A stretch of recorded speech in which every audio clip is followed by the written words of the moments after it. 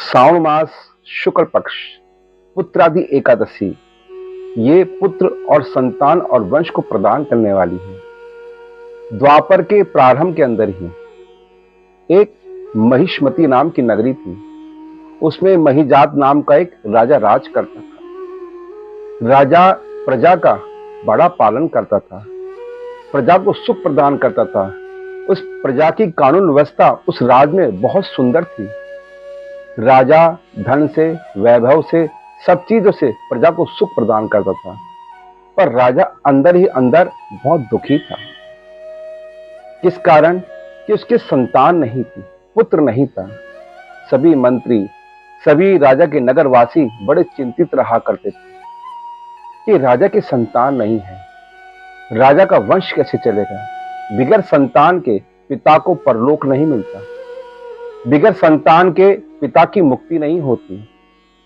अतः जीवन में संतान का सुख सबको मिलना चाहिए। इस प्रकार मंत्री और सारी प्रजा चिंतित रहा करती थी। एक समय मंत्रियों ने मिलकर एक याचना तैयार करी और सभी चर्चित करते हुए एक वन में पहुंच गए। उस वन के अंदर महान लोमश ऋषि का आश्रम था। सभी मंत्रीगण लोमश ऋषि की शरण में गए, हाथ जोड़ के प्रार्थना करी, हे गुरुवर, आप तो अंतर्यामी हो, सर्वज्ञ हो, सब जानते हो।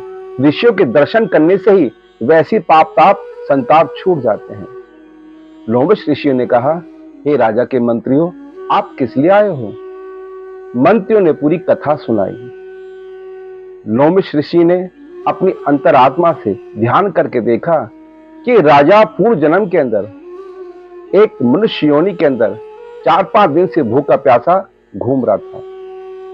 भूखा प्यासा घूमते घूमते एक जलाशय नदी किनारे पहुंचा।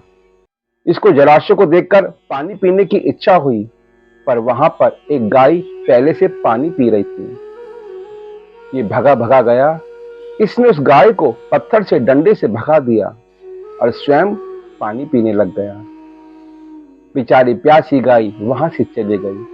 उस प्यासी गाय का दोष इस राजा को लग गया, जिस कारण इस जन्म में ये पुत्र से वंचित है।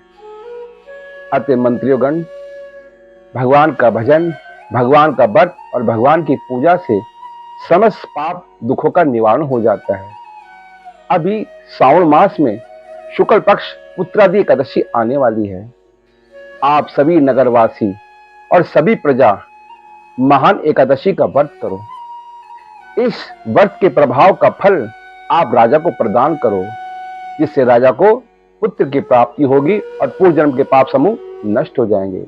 सभी प्रजा, सभी मंत्री बड़े प्रसन्न हुए और सब के सब अपने राजा की नगरी में आ गए। सब ने शुक्ल पक्ष महापुत्रादि एकादशी का व्रत किया, भगवान विष्णु का अखंड पूजन किया। सब ने रात्रि को जागरण किया और द्वादशी के दिन सभी प्रजा ने, सभी मंत्रियों ने उस महान एकादशी के व्रत का पुण्य, प्रभाव, बल और उसका जितना भी समर्पण था सब राजा को प्रदान कर दिया। उस व्रत के प्रभाव से राजा बड़ा प्रसन्न हुआ। भगवान विष्णु नारायण बड़े प्रसन्न हुए और उस राजा को महान वंश, सुंदर पुत्र की प्राप्ति हुई।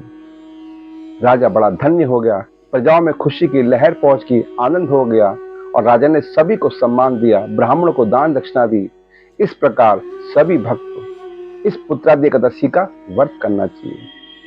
जिनको संतान की प्राप्ति नहीं, जिनको उच्च उत्तम वंश के अंदर पुत्र की प्राप्ति चाहिए, सभी को शुक्ल पक्ष पुत्र एकादशी का व्रत करना चाहिए। इससे पुत्रों के अंदर बल, बुद्धि, ज्ञान, वर्धक की प्राप्ति होती है, सुख शांति की प्राप्ति होती है, समृद्धि की प्राप्ति होती है और पुत्रादि का वंश परिवार में निरंतर बढ़ता रहता है। इसलिए सभी को श्रावण मास शुक्ल पक्ष पुत्रादि व्रत करना चाहिए। बोल लक्ष्मीनारायण भगवान की जय।